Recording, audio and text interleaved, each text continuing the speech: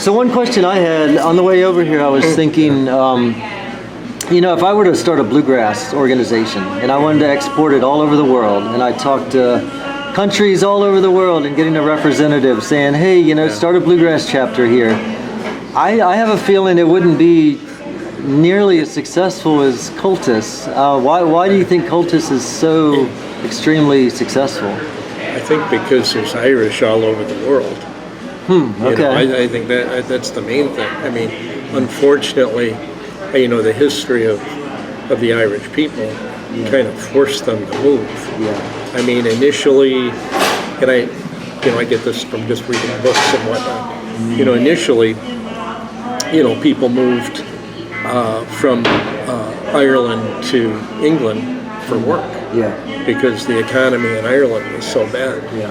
And I mean, just like in my family, the genealogy I've done, I think just about everybody in the family ended up, back in turn of the century, 19th to 20th, ended up moving there, for work. To England. Just to make a living. Yeah, yeah. And likewise to the U.S. You can go back to Irish people, men, fighting for Mexico during the wars, back then. So, I mean, it goes way back. You have Irish ended up in Australia, sometimes from, being incarcerated there, And so, I mean, they just kind of spread out, and I think that's part of it. You had, the Irish going all over the place. So do you think it's mainly because there's a person of Irish descent in all of these places around the world that can take the lead and push this organization, or do you think it's more because there are actually Irish descended people enough in all these countries to play, to become students, or both, or a little both? Yeah, I think the kernel going there, because maybe out of 100 that went there, maybe 2 people actually played tunes. Yeah. And so they carried that with them. I mean, there are a lot of people, including in my family, they didn't really play music that much. Some of their descendants did, but but they didn't necessarily play. Yeah, I talked about that with Kevin yesterday a little bit. Like, you picture just everybody plays an Irish. Right. Every single person plays an instrument. Yeah. But he was like, no, it's a small percentage of Irish people that play. There are Irish people that don't like Irish music. Yeah, right. I mean, I think country music is huge in Ireland. So American country music. Yeah. So, but I think the Irish being all over the place, I think that kind of lent itself to having the kernel there, especially here in the U.S., of course. Yeah. Okay. So, So, I don't know, let's talk a little bit about sessions, why people love it, why people do it, what draws them to it, what brings them back, the pubs, kids in pubs, what we talked about a little bit before. I think the first session I went, it was all adults because it was in the evening, it was in a big bar, and it was crazy. There were a lot of musicians there. I mean, it was good for me because they were able to meet a lot of people. But I think the part of the session that really kind of showed me another side of it is the Murphy Roach Irish Music Club that I was active in. We had a lot of kids. And I still remember, some of those sessions where we had some of the musicians from the Chicago Irish Music Association come out.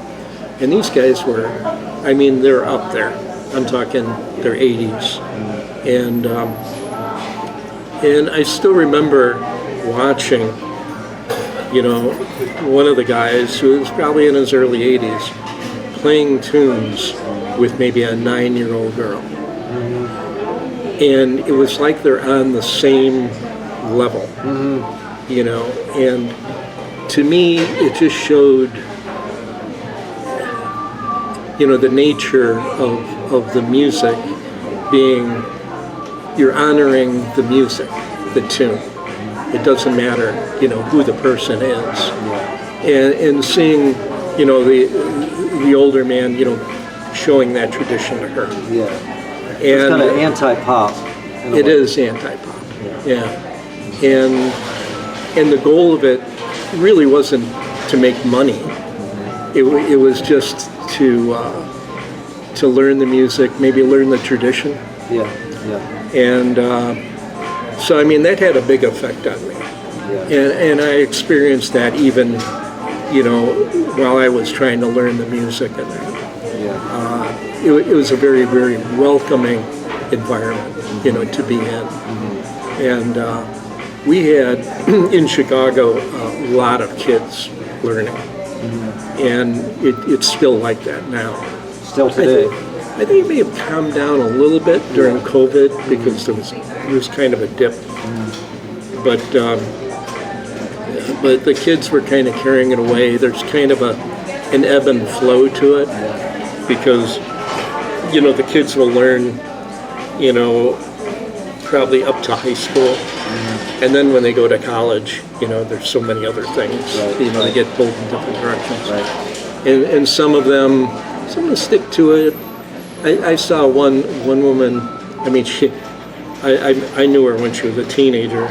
Went to college, got married, had kids. Yeah. And we didn't see her for a long time. And all of a sudden, she shows up. Yeah, I was about with to a mention that. 5-year-old. Yeah, because I know in my own life, after college, Yeah. in my 20s, I kind of did a different thing. But now that I'm older, I kind of return a lot. Like I'm playing in a bluegrass group. That's my first band I was in. Right. So you kind of return to your roots, I think, a little bit when you get older. Yeah. So you see that, and it's kind of nice. You realize some people come back. Now there are other people who, I mean, I know a few. There was a young woman I played with. She actually won the All-Ireland in, I think it was the 16-18 category. And we used to go out and do some gigs and stuff like that together.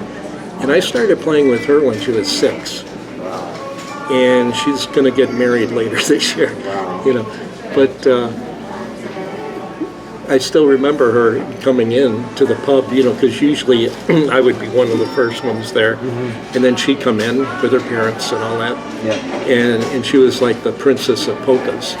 Because when you're young, I mean, that's the main things you learn. Yeah. So she'd come in while we're waiting for other people and say, okay, let's play some polkas. And but she has continued. She's just a masterful musician, And there's a number of people like that. Someone who comes to mind who I really respect a lot is Katie Grennan. Katie, she started out, I think it was in Pittsburgh, really, as a dancer, and picked up fiddle. And she, for a long, probably for about 3 years, she was fiddle player for Gaelic Storm. Okay, wow. And now she's playing, she married John Williams, who, one of the founders of Solus. Okay. And they have a group called Reverie Road.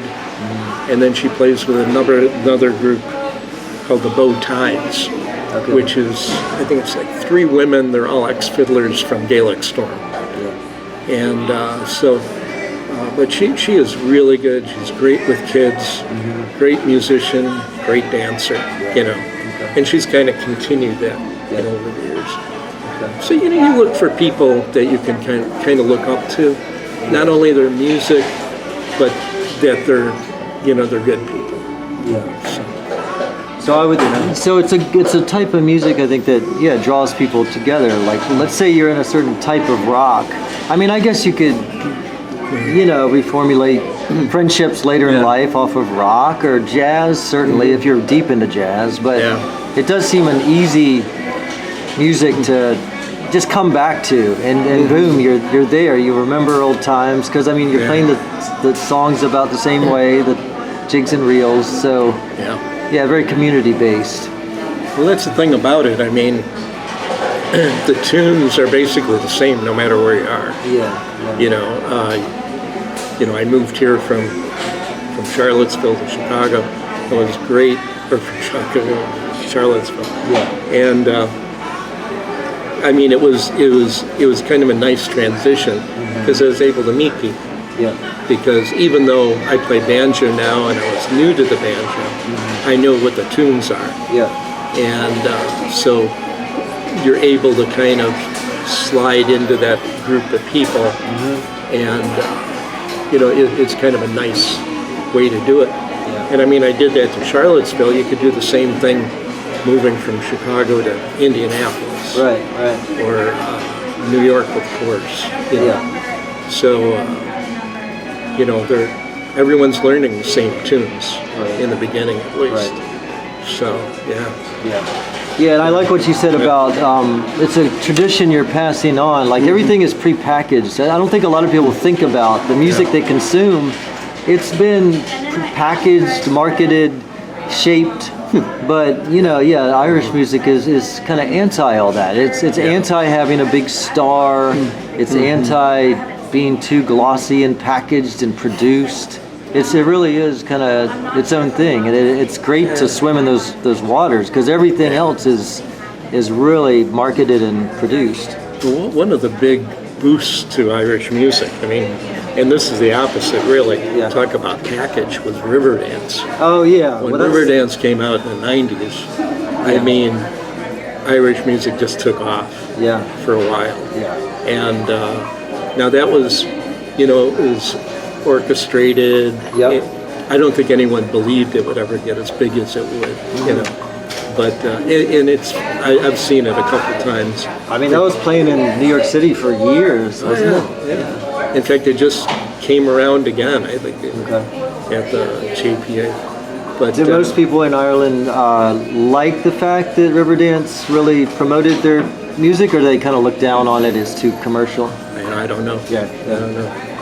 But it was a worldwide thing. You know, it took off from there, and it's really an enjoyable kind of thing. But so I mean, that was the case with prepackaged. As far as learning in tunes, I'm kind of curious how it's going to go because things have changed because of technology. You know, I mentioned the older guy teaching, you know, the younger student. Right. Now there's so many resources online, you know, to learn these tunes, and they're really good. You know, they're really good. So, you know, technically it opens a lot of doors, you know, where you can. I think it's still great to go to a teacher when you're started to get rid of all those bad habits, and even, you know, after you learn, keep going to them. But yeah, it's opening doors. I mean, you have more ability to listen to tunes. You could slow down tunes with technology and listen to all the little embellishments slow. Yeah, I mean, I've heard stories, you know, the guys learning in Ireland, you know, sitting around, you know, if they had a record player, you know, trying to slow down, you know, the needle and all that. And so it's opening, I think, some of the younger musicians, they're progressing faster because of that. And some are really good. So, but you really got to listen to the recordings too. You got to listen to the old recordings, so you get an idea where those things are coming from. You know what the soul of it is. You know, for lack of a better word. Yeah, because sometimes you get too caught up in the notes. And the quarter notes and eighth notes, and you have to listen. You got to use your ears, and because sometimes things that Irish fiddlers and other musicians do, it's hard to explain in words or symbols. You know, it's just a feeling type of thing. I mean, a lot of it's accents. You know, just the way they drive it forward with the accents. That's very, very hard to notate. And it's you know, that's where a good session. There's actually a pulse to it. You'll hear that if you're at a session and you play a tune. It could be one of the standards, something everybody knows. All of a sudden, everything kind of raises, and there's this boom, boom, boom, you know. And it's a lot of fun when that happens because it doesn't happen all the time. You get in a flow. Everybody's in the same flow. So So, yeah, and that's, I mean, Charlottesville is lucky in that we have, you got Dirty Nellies, got, Whiskey Jar. I do a thing at someone's house. We started about 3 years ago, a slow session. And now it's not actually always slow. It's kind of an intermediate session. Right. Been at it a while. And so there's opportunities at different levels. And they're friendly sessions too. Yeah.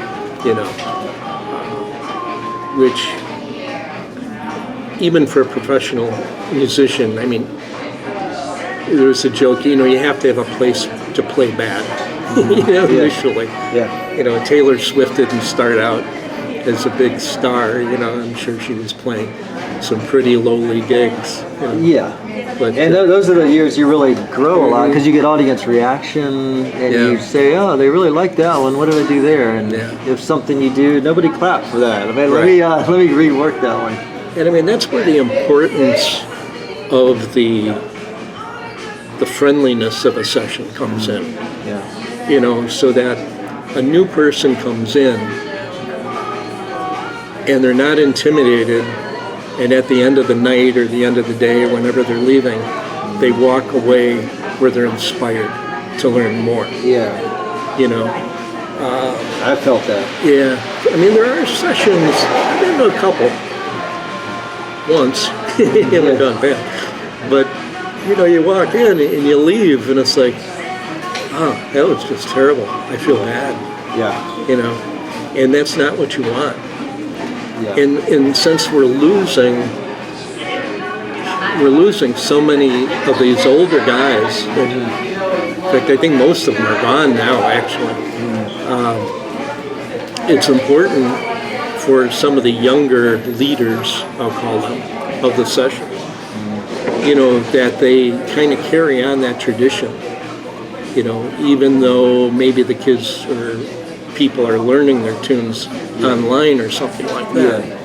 Yeah. You really I don't consider myself really knowing the tune unless I can lead it in a session.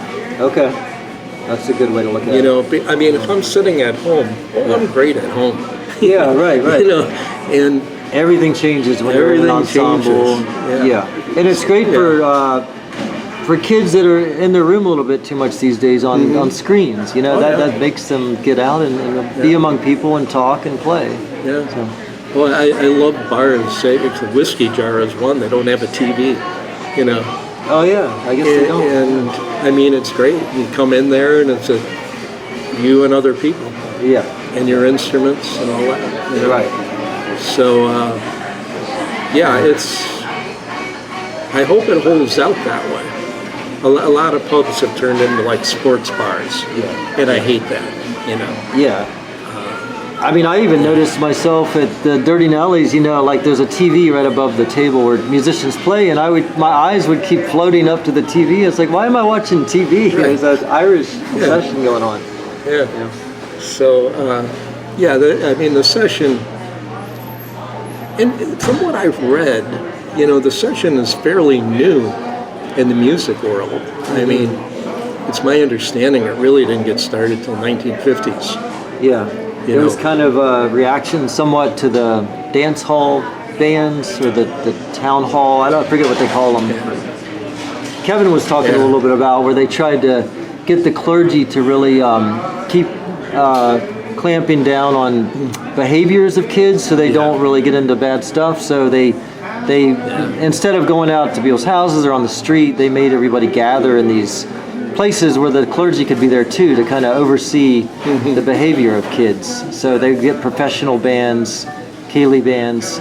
But then after that, I think it started drifting more in the pubs around the 50s, I guess. Yeah, there was a history like Kevin was talking about. But the session, it's my understanding that some of it got started in England because you had workers over there. And, they just started playing tunes, and of course they were getting together in the bars and stuff like that. Yeah. But I mean, there's a number of different theories and stuff like that. But but it seems like it was during the 50s that it started really happening. We talked a little bit about Chief O'Neill's, back in the late 1800s. Yeah. Chief O'Neill, Yeah. collecting these tunes. Yeah. So the fact that he was doing it back then, they must have been also playing them, Yeah. in public spaces too. Yeah. And Yeah. Kevin also mentioned an interesting point. Well, cultists started in the early 50s, and it was maybe somewhat a reaction to skiffle and rock and roll going on. But so I've heard that cultists was looking around in the early 50s because they wanted to form, Irish bands and groups and session groups, and they were like, where are all the players? We've only got one banjo player in this town, and there's only one fiddle player in this town, and they just had a hard time finding people. So that was kind of the impetus for them to really get going. Have you heard that? Or? I really don't know. Yeah. I'm not sure of that story in the beginning. Yeah. It could be. The idea behind it was to, enhance, the music and playing it. It's almost like what they did with, the Irish language itself.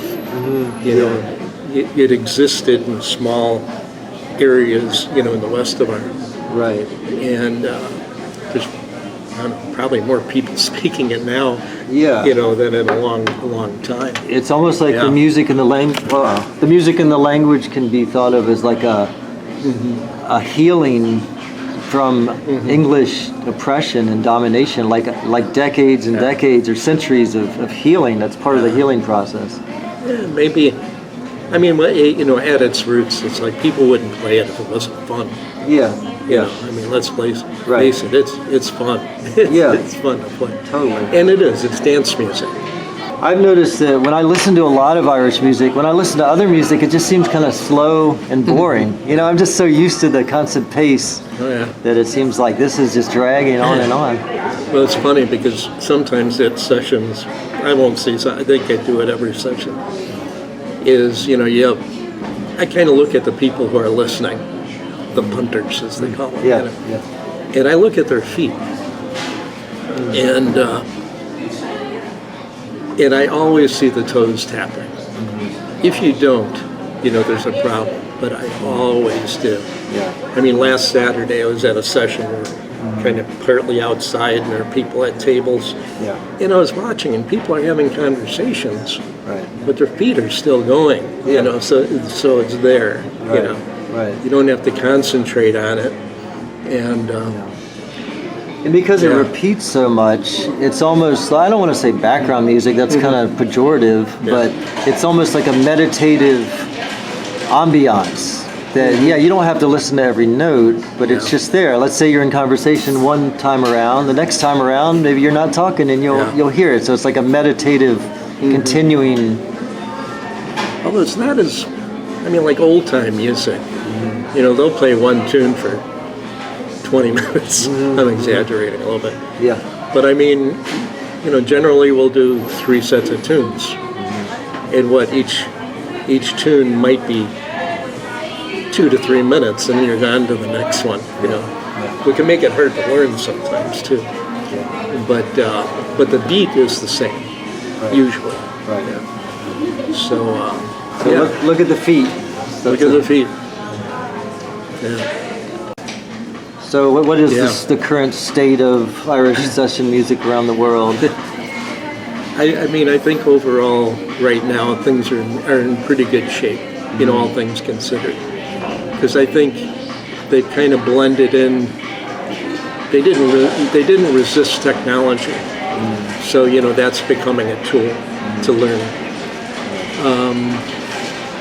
I think some of the bands and the musicians right now are really, really good, and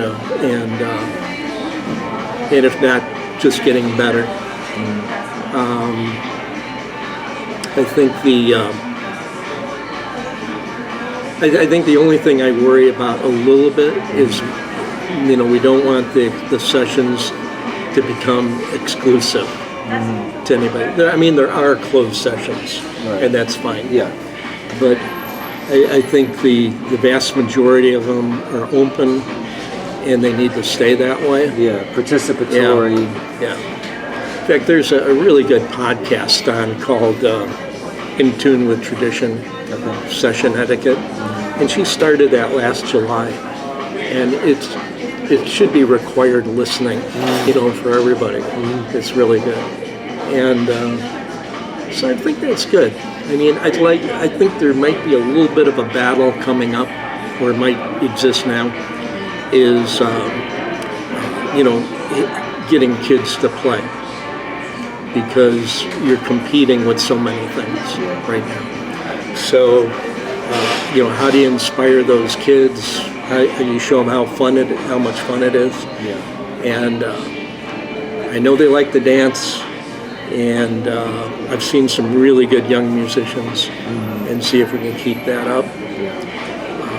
I think Brim's in town has the right idea, and the Roach, what was it called? Murphy Roach. Murphy Roach. Yeah, when you get kids all together, doing it together, you're a lot more likely to see success than just individually practicing parts. When they're all doing it together, they want to laugh and have fun and impress their friends. So I guess that's key. Yeah, group lessons or group activities. And just an observation, take it as it may, but at least in Chicago, I saw this, was the girls and young women are dominating the music. I mean, they're really, really good. They concentrate. They support each other. Yeah. And I don't know how it is here, and I don't know, I'm not traveling all over the country looking at sessions. Yeah. But at least back there, boy, the young women are dominating. Yeah. And, they're not dominating because, this is what I'm going to do. Yeah. They're dominating because they've adopted it, they've learned it, and they're really good. Yeah. And, I think there's I was reading in a book recently, I think there's kind of a crisis going on recently with boys and men, where as technology advances and, progressive policies and nations progress, men, our traditional role is not needed as much. I mean, if you go way back, we were the fighters and the protectors and the ones that laid down the law. But more and more, more women are in colleges, probably more women are in white-collar work now.